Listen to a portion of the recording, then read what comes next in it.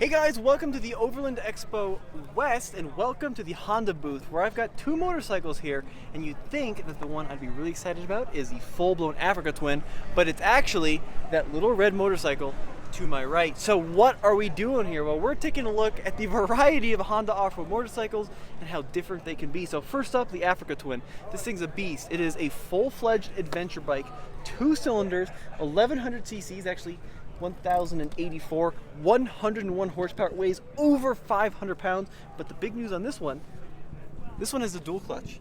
So it's actually an automatic motorcycle. So if we come over here to the left foot peg, you'll notice there is no shift lever. No up and down. That's because the dual clutch is controlled via buttons, or you can leave it in full automatic mode, which makes some people upset, but in my opinion, it doesn't matter too much. Now, this is a big bike, over 500 pounds.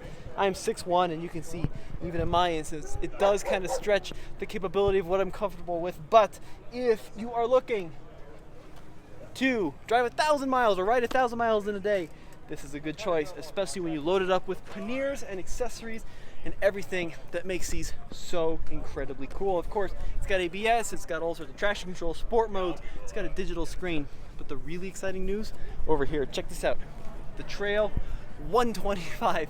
This is a single cylinder off-road scooter, and the demand for this bike has been unprecedented, off the hook, because this little bike is something really special. Now, it does look like the old school Honda Trails of the past. Those were basically Super Cubs with some knobby tires and a dual range transfer case. Well, the dual range transmission is gone on this new one, but it still is something very cool. So you'll notice up, down on the shifter, so you can upshift and of course downshift via the little foot pegs, but there's no clutch. So up here on the left handlebar, no clutch. It's an all automatic system, like a centrifugal clutch, 8 horsepower versus 100, but it only weighs like 250 pounds. And even at 6'1", this bike is certainly more manageable. Now, is this a CRF 450 RL in the off-road world? No, not really, but it is still very cool. Full LED headlights. You got the 2 dual front forks in the rear. You don't have a mono 2, but you do have dual rear forks. And what I like about this is, even though this shares the same engine with the Grom and the Super Cub and the Monkey, in the Trail, they route the exhaust up the top like on an old school Scrambler. So like on a Monkey, it kind of hangs down low. But in this case, skid plate down there and then the exhaust out the back. In the US, we only have a single passenger version. And in the back, you've got a little storage spot, which is like in Australia where they would mount basically a milk crate and use that for some additional storage. So what's the price on this machine? About $4,000, $3,999. That does include ABS. It does include the digital turn signals and the digital cluster. But I love this little machine. I think it's a great looking unit. You can't buy one though. Demand off the hook.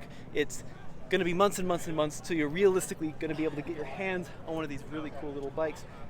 But for 4K, I just can't wait to actually get my hands on one of these and ride it. Now, my buddy Alex, who works for TFL Bike, actually got to drive this through LA, and he says top speed's about 50 to 55, so not going to be the continent-conquering bike like the Africa Twin, but it's so cool that Honda will let you go from a 125 off-road machine all the way up to an 1100 cc with 100 horsepower that'll go 80 all day long on the freeway. Let me know which one of these you think is cooler, and as always, head over to tflbike.com for the latest and greatest in new bike news.